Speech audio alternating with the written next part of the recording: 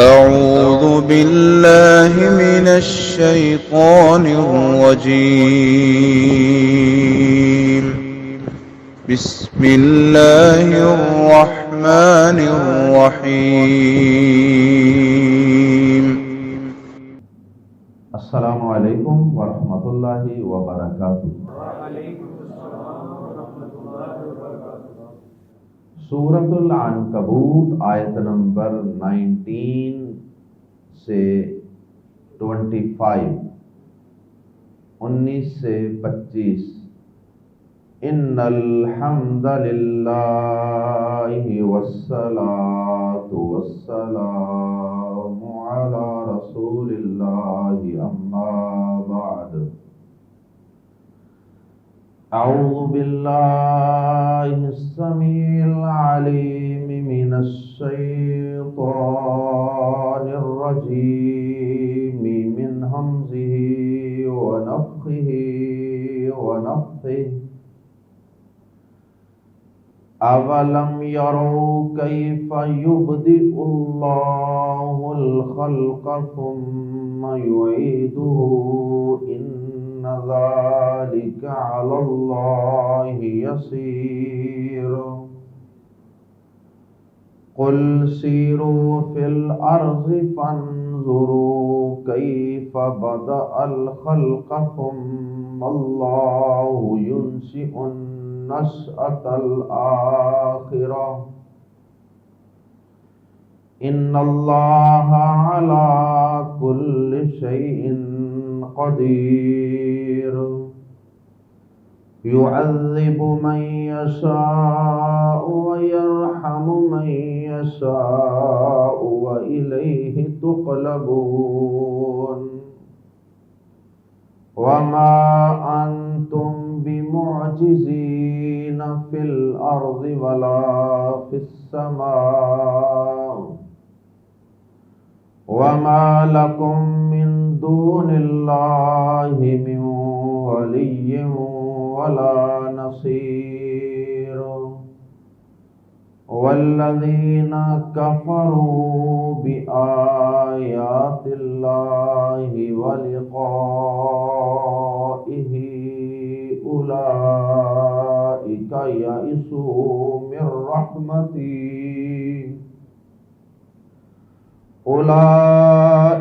يئسوا من رحمتي وأولئك لهم عذاب أليم۔ فما كان جواب قومه إلا أن قالوا اقتلوه أو حرقوه فأنجاه الله من النار إن في ذلك لآيات لقوم يؤمنون۔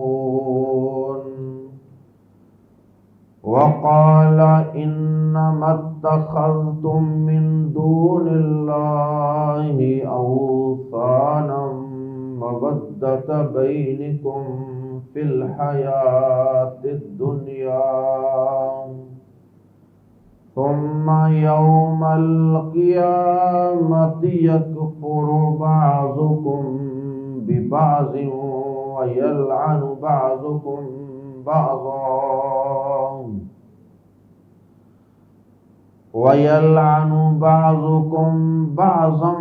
ومأواكم النار وما لكم من ناصرين۔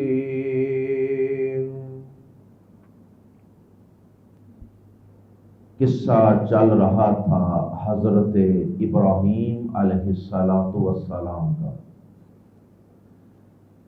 حضرت ابراہیم علیہ السلام کی قوم بھی دیگر انبیاء کرام کی اقوام کی طرح ایک طرف تو کفر و شرک میں مبتلا تھے، اللہ کے علاوہ اوروں سے امیدیں لگانا، اوروں کو مشکل کشائی حاجت روائی کے لیے پکارنا، چاہے وہ بت ہوں، چاہے وہ کوئی آستانے ہوں، چاہے وہ کوئی آگ ہو، سورج چاند ستارے ہوں، کسی نہ کسی شکل میں اکثر اقوام میں شرک پایا جاتا تھا۔ شرک کی تردید گزشتہ آیات میں کی جا چکی۔ اب دوسرا جرم جو اس قوم کا تھا وہ یہ تھا، یعنی حضرت ابراہیم علیہ السلام کی قوم کے اندر جو دوسری بد عقیدگی پائی جاتی تھی، عقیدے کی خرابی پائی جاتی تھی، وہ یہ تھی کہ یہ مرنے کے بعد کی زندگی کو بھی ناممکن اور بعید از عقل قرار دیتے تھے۔ کیسے ممکن ہے انسان مٹی میں مٹی ہو جائے، اس کی ہڈیاں بھی بربری ہو جائیں، اور پھر اسے دوبارہ صحیح سلامت زندہ کر کے کھڑا کر دیا جائے؟ عقل میں آنے والی بات نہیں ہے۔ آیات زیر تفسیر میں اللہ رب العزت نے حیات بعد الممات کے دلائل کا تذکرہ فرمایا، مرنے کے بعد کی زندگی کے دلائل،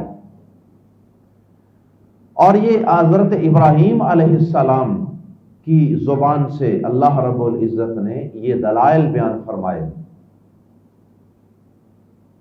اور اس کے بعد پھر جب قوم سے ان دلائل کا کوئی معقول جواب نہ بن پایا، جب ان کے پاس اتنے ٹھوس دلائل کی تردید میں کوئی دلیل موجود نہ تھی، تو انہوں نے پھر وہی کام کیا جو اکثر گمراہ لوگ کیا کرتے ہیں، جو اکثر باطل پرست کیا کرتے ہیں، کہ دلیل میں جب فیل ہو جاتے ہیں تو پھر اتر آتے ہیں تشدد پہ، پھر اتر آتے ہیں گالی گلوچ پہ، پھر اتر آتے ہیں بکواسیات پہ۔ تو انہوں نے بھی ایسا ہی کیا۔ قوم نے کہا کہ پکڑو اس کو، مارو اس کو، آگ میں جلا دو اسے، یہ ہمارے معبودوں کو برا بھلا کہتا ہے۔ وہ معبود جن کی پوجا ہم بھی کر رہے ہیں، ہمارے باپ دادا بھی کر رہے ہیں، چاچے بابے بھی کر رہے ہیں، پورا معاشرہ کر رہا ہے، اور یہ ایک نوجوان آج کا اٹھ کے کھڑا ہو کے کہتا ہے کہ ان بتوں کی پوجا نہ کرو، یہ تمہارے نفع نقصان کے مالک نہیں ہیں۔ ابراہیم علیہ السلام کو آگ میں پھینک دیا گیا۔ جب انہیں ایک بہت بڑی منجنیق کے ذریعے آگ میں پھینکا گیا تو اللہ پاک نے آگ کو حکم دیا، یا نار کونی بردم و سلاما علی ابراہیم، اے آگ تو جلاتی بھی میرے حکم سے ہے، آج میرے حکم سے تو جلانا بند کر دے، اور میرے ابراہیم کو نقصان نہ پہنچانا، بلکہ میرے ابراہیم پر ٹھنڈی ہو جا، اور اتنی ٹھنڈی کہ سلامتی والی ہو جا۔ آگ بجھ گئی، ابراہیم علیہ السلام اس کے اندر سے صحیح سلامت باہر نکل آئے، اور اس کے بعد پھر قوم کو دوبارہ سمجھانا شروع کر دیا، دوبارہ تبلیغ شروع کر دی قوم کو کہ یہ جن بتوں کو تم پوجتے ہو نا، یہ کچھ نہیں، یہ صرف اور صرف دنیاوی تعلق داریوں کی وجہ سے تم ان کو پوج رہے ہو۔ دنیاوی تعلق داریوں کی وجہ سے پوجنے کا کیا مطلب ہے؟ مطلب یہ ہے کہ ایک قومی مربت ہوتی ہے نا، یعنی ساری قوم یہ کام کر رہی ہو تو انسان کہتا ہے کہ اب لوگ کیا کہیں گے اگر میں ان سے منحرف ہو جاتا ہوں، الگ ایک رستہ اختیار کر لیتا ہوں، ساری قوم میرے خلاف ہو، میرے چاچے بابے تائے باپ دادا بہن بھائی معاشرہ محلے گلیاں سب جگہوں پہ تو یہی کام ہو رہا ہے۔ وہ پھر ایک تعلق داری انسان کو مارتی ہے۔ جس طرح انسان کو کسی سنت کا پتہ چل جائے کہ فلاں مسئلے میں سنت یہ ہے، نماز کے طریقے میں پیارے نبی صلی اللہ علیہ وسلم کا طریقہ یہ ہے، پتہ چل جائے، لیکن مسلک کی تعلق داری، آباء و اجداد کی محبت، یہ ساری چیزیں پاؤں کی بیڑیاں بن جاتی ہیں۔ انسان کہتا ہے کہ چلو یہ مشکل کام ہے، جیسے چل رہا ہے چلنے دو۔ تو ابراہیم علیہ السلام نے کہا یہ اللہ کے علاوہ یہ جو تم نے دربار، یہ جو تم نے بت بنا رکھے ہیں نا، یہ تمہاری دنیا کی تعلق داریوں کی وجہ سے، بس وزاداریاں اور مروت لحاظ کرنا دوسرے کا، یہ انسان کو مارتا ہے۔ اور ساتھ ہی ابراہیم علیہ السلام نے کہا کہ یہ تعلق داریاں، یہ مروت، یہ منہ ملاحظے، برادریوں کے بت اور معاشرتی رسم و رواج کی مروتیں، یہ جو تمہیں بت پرستی پر لگا رہی ہیں نا، یاد رکھنا کہ یہ تعلق داریاں تمہاری بالکل عارضی ہیں، چند روزہ زندگی کی حد تک ہیں۔ جو ہی ملک الموت آئے گا نا، موت کا فرشتہ، اس کے بعد یہ سب سلسلے ختم ہو جائیں، یہ سب تعلق داریاں زیرو۔ اور پھر وہاں نہ قبر میں نہ حشر میں کوئی مسلک، کوئی فرقہ، کوئی آباء و اجداد، کوئی معاشرہ، کوئی طرفداری، کوئی منہ ملاحظہ، کوئی مروت، کوئی چیز بھی کام نہیں آئے گی وہاں، بلکہ یہ سب ایک دوسرے کے مخالف ہو جائے گی۔ وہاں تو یہ سب لوگ ایک دوسرے کے مخالف ہو جائیں گے۔ قیامت کے دن یہ سب رشتے ایک دوسرے سے بھاگ رہے ہوں گے، اور جن کے ساتھ پوجا پاٹ کا تعلق ہوگا، یہ تو قرآن مجید کی بے شمار آیات ہیں کہ یہ تو ایک دوسرے کے دشمن بن جائیں گے، دشمن۔ یہ ابراہیم علیہ السلام نے ان کو سمجھایا، قیامت کے دن انہیں تمہارے کچھ کام نہیں آنا، جن کی تعلق داریوں کی وجہ سے تم گمراہی کے راستے پہ چل رہے ہو نا، اللہ کی توحید کو ٹھکرا رہے ہو نا، انہوں نے مرنے کے بعد تمہارے کسی کام نہیں آنا۔ آئیے قرآن مجید کے الفاظ میں پڑھتے ہیں۔ آوا جب دونوں یہ حروف آتے ہیں تو واو کا ترجمہ پہلے کرتے ہیں، آوا اور کیا، لم یرو نہیں انہوں نے دیکھا، اور کیا انہوں نے نہیں دیکھا، کیفا کس طرح، یبدئ ابتدا کرتا ہے، اللہ الخلق خلق کی، مخلوق کی، اور کیا انہوں نے جو مرنے کے بعد کی زندگی کو ناممکن خیال کرتے ہیں، بعید از عقل خیال کرتے ہیں، کیا انہوں نے نہیں دیکھا کہ کس طرح ابتدا کرتا ہے اللہ خلق کی، مخلوق کی۔ اگر وہ مخلوق کی ابتدا پہ غور کر لیتے کہ اللہ نے انسان کو کس طرح پیدا کیا ہے، کس طرح ماں اور باپ دونوں کی شرم گاہوں سے نکال کر انسان کو ایک چھوٹی سی بوند سے، چھوٹے سے جرثومے سے پیدا کر دیا، اسی طرح بڑے بڑے درختوں کو کس طرح اس نے ایک چھوٹے سے بیج سے زمین کی مٹی کے اندر سے اگا دیا۔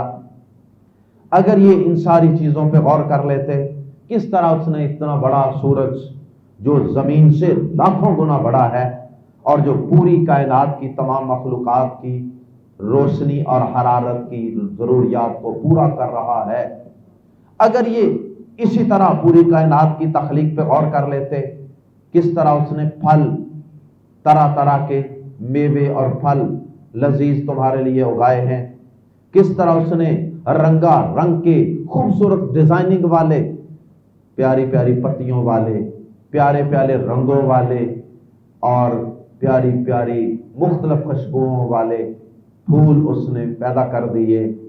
اگر یہ اس کائنات کی تمام مخلوقات کی تخلیق کی ابتدا پہ غور کر لیتے تو کبھی اعتراض نہ کرتے۔ اولم یروا کیف یبدئ اللہ الخلق، اور کیا انہوں نے نہیں دیکھا کہ کس طرح اللہ خلق کی ابتدا کرتا ہے، ثم پھر یعید وہ دہرائے گا، وہ رپیٹ کرے گا۔ آدھا یعید کا معنی ہوتا ہے دہرانا، عید جو سال بعد رپیٹ ہوتی ہے اسے بھی عید اسی لیے کہتے ہیں کہ وہ سال بعد دہرائی جاتی ہے، بار بار آتی ہے۔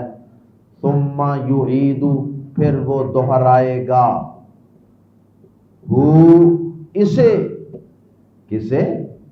یہ خلق کی تخلیق کو، یہ مخلوق کی تخلیق کو وہ دوبارہ دہرائے گا۔ ان ذالک، بے شک یہ دوبارہ پیدا کرنا، علی اللہ، اللہ پر، یسیر، بہت آسان ہے۔ اللہ کے لیے تو پہلی دفعہ پیدا کرنا بھی آسان تھا، دوسری دفعہ پیدا کرنا بھی آسان ہے، لیکن تمہارے پوائنٹ آف ویو سے یہ بات سمجھائی جا رہی ہے، انسانوں کے لیول پہ جا کر بات سمجھائی جا رہی ہے کہ تم اگر کوئی کام کرتے ہو تو پہلی دفعہ کام کرنا تمہیں آسان لگتا ہے یا دوسری دفعہ وہی کام کرنا آسان لگتا ہے؟ یقیناً پہلی دفعہ کی نسبت جب انسان وہی کام دوسری دفعہ کرتا ہے تو وہ آسان لگتا ہے۔ یہ دلیل انسانوں کے لیول پہ جا کے اللہ نے دی ہے، ورنہ اللہ کے لیے تو پہلی اور دوسری دفعہ برابر ہیں۔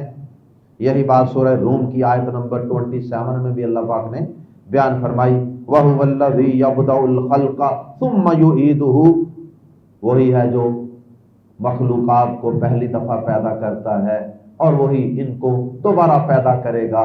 وہاں ساتھ آخر میں یہ الفاظ ہیں، وَهُوَ أَهْوَنُ عَلَيْهِ، اور یہ اس پر پہلی دفعہ سے زیادہ آسان، اور وہ اس سے زیادہ آسان ہے دوسری دفعہ پیدا کرنا۔ اور یہاں فرمایا ان ذالک علی اللہ یسیر، بے شک یہ اللہ پر بہت آسان ہے۔ قل سیرو، کہہ دیجئے کہ سیرو، چلو پھرو، فی الارض، زمین میں۔ یہ قل کا لفظ اللہ رب العزت نے اپنے نبی پاک صلی اللہ علیہ وسلم کو کہا یا ابراہیم علیہ السلام کو کہا، قل، کہہ دیجئے، سیرو فی الارض، زمین میں چلو پھرو، فانظروا، پس دیکھو، کیفا، کیسے، بدا الخلق، کہ کیسے ابتدا کی اس نے خلق کی، مخلوق کی، ثم اللہ، پھر اللہ ہی، یہ لفظ اللہ اسم جلالہ شروع میں آ گیا، اس لیے اس میں ہی کا معنی پیدا ہو گیا، ورنہ اس کا مقام یونشیء کے بعد تھا، یونشیء اللہ تھا، تو شروع میں آنے سے اس میں زور دینا مقصود ہے۔ اللہ یونشیء، اللہ ہی پیدائش کرے گا، اللہ ہی اگائے گا، لفظی معنی انشا یونشیء، اگانا، مراد پیدا کرنا۔ اللہ یونشیء، اللہ ہی پیدائش کرے گا، اللہ ہی پیدا کرے گا، النشأۃ الآخرہ، دوسری آخری پیدائش یا دوسری پیدائش، النشأۃ الآخرہ، دوسرا اگانا، آخری اگانا، آخری پیدائش، دوسری پیدائش، پھر اللہ ہی دوسری پیدائش پیدا کرے گا۔ اللہ پاک نے پھر زمین میں چلنے پھرنے کا، پہاڑوں پر چڑھ کر پہاڑوں کی تخلیق پہ غور کرنے کا، اور دریاؤں نہروں کے پاس جا کر چشموں کو پتھروں کے اندر سے نکلتا ہوا دیکھ کر ان پہ غور و فکر کرنے کا حکم دیا، اور رات کی تاریکیوں میں آسمان پہ ٹمٹماتے ستاروں، اور دن کے وقت سورج اور رات کے وقت چاند کے اپنے اپنے مداروں میں گردش کرنے پہ غور و فکر کا حکم دیا، اور اسی طرح سے کھیتوں کھلیانوں میں جا کر اگتی ہوئی لہلہاتی ہوئی کھیتیاں اور طرح طرح کے اجناس، اور باغات کے اندر جا کر طرح طرح کے پھولوں پہ، اور اسی طرح سے بڑے بڑے جو باغات ہیں ان میں جا کر اللہ تعالیٰ کے پیدا کردہ مختلف قسم کے پھلوں پہ غور کرنے کا حکم دیا ہے۔ اگر اے انسان تو زمین میں اس نیت سے چلے پھرے کہ جہاں بھی جائے اللہ کی تخلیق پہ غور کرے، اور پھر اس پہ غور کرے کہ میرے رب نے ان کو کیسے پیدا کیا ہوگا، اگر انسان پہلی دفعہ تخلیق پہ غور کر لے تو اس کے لیے اس بات پر یقین کرنا کوئی مشکل نہیں ہے۔ ثم اللہ ينشئ النشأۃ الآخرہ، پھر اللہ ہی دوسری پیدائش پیدا کرے گا، دوسری جنریشن، جب ساری مخلوق ختم کر کے پھر مرنے کے بعد قیامت کے دن نئی جنریشن، نئی تخلیق پیدا کرے گا، اس بات پر یقین کرنا پھر کوئی مشکل نہیں ہے۔ ان اللہ، اس لیے کہ یقیناً اللہ علی کل شیء، ہر چیز پر قدیر، صرف قادر نہیں، پوری طرح قادر ہے، پوری طرح قدرت رکھنے والا ہے۔ قیامت کے دلائل بیان کرنے کے بعد اللہ رب العزت نے قیامت کے دن کیے جانے والے فیصلوں اور عدل و انصاف کا ذکر کیا کہ پھر اس دن فیصلے ہوں گے، اللہ کی عدالت لگے گی۔ یعذب، وہ عذاب دیتا ہے، من یشاء، جسے وہ چاہتا ہے، وہ اپنے عدل کے ساتھ جسے چاہے گا عذاب دے گا۔ یعذب من یشاء، جسے وہ اپنے عدل کے ساتھ چاہے عذاب دے گا۔ وَيَرْحَمُ مَن یشاء، اور وہ رحم فرمائے گا جس پر چاہے گا، مراد ہے اپنے فضل سے جس پر چاہے گا رحم فرمائے گا۔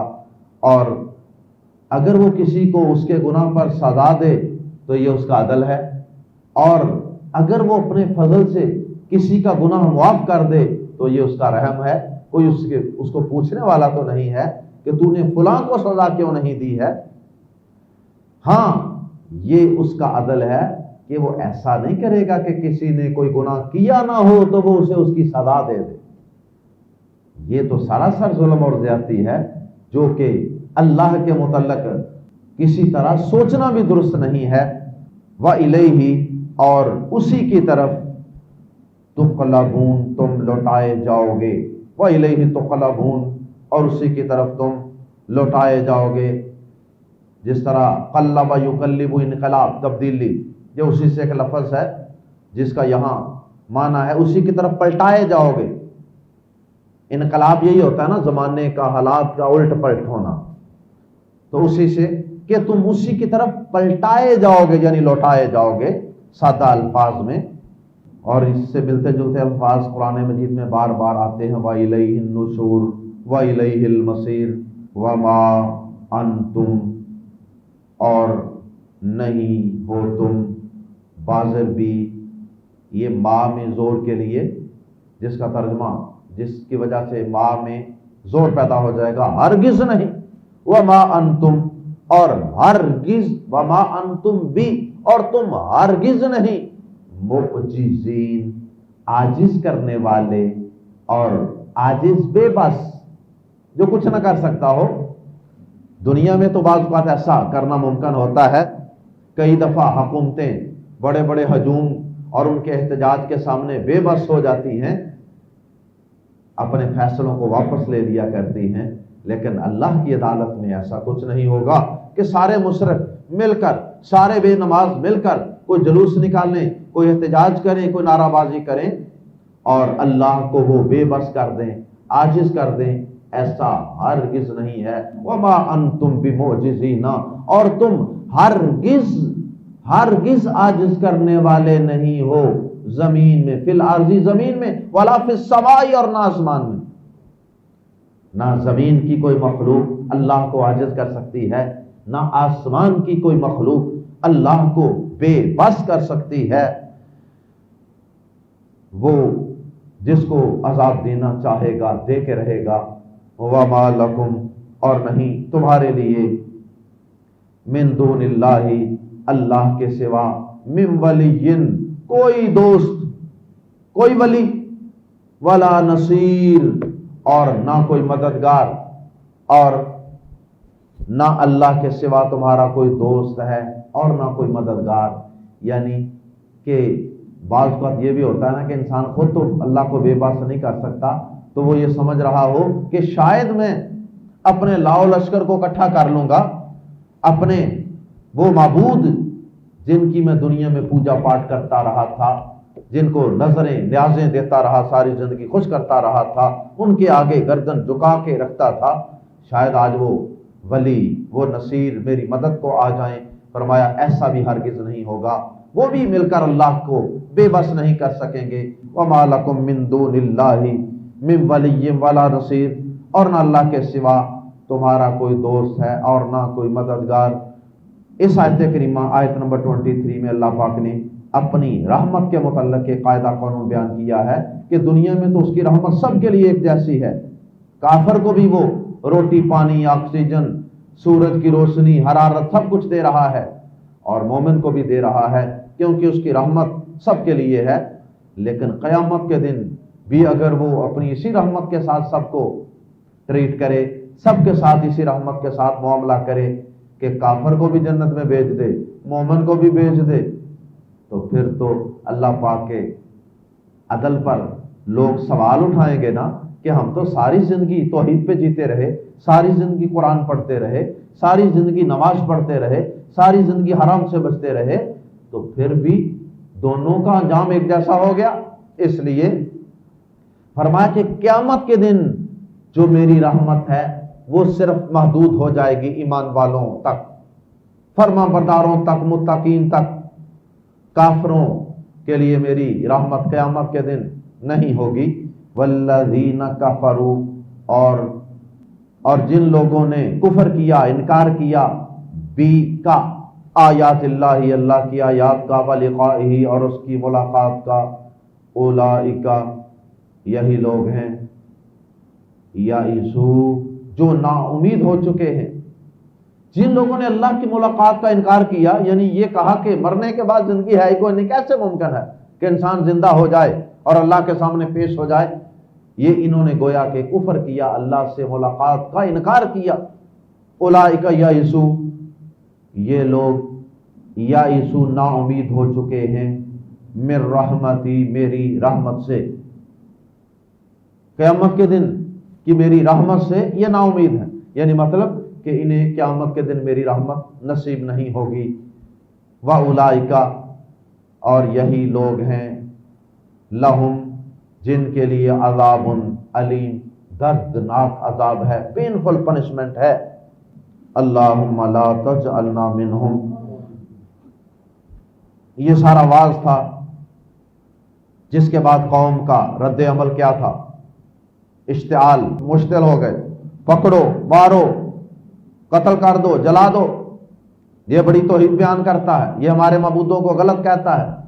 فما کانا، فا پھر ما، نہ، کانا تھا، فما کانا پھر نہ تھا، جواب قومی ہی، اس کی قوم کا جواب، ابراہیم علیہ السلام کی قوم کا جواب نہیں تھا، الا مگر، یعنی اس کے سوا اور کوئی جواب نہیں تھا، ان کے قالو، انہوں نے کہا، اقتلو، قتل کر دو، ہو اسے قتل کر دو،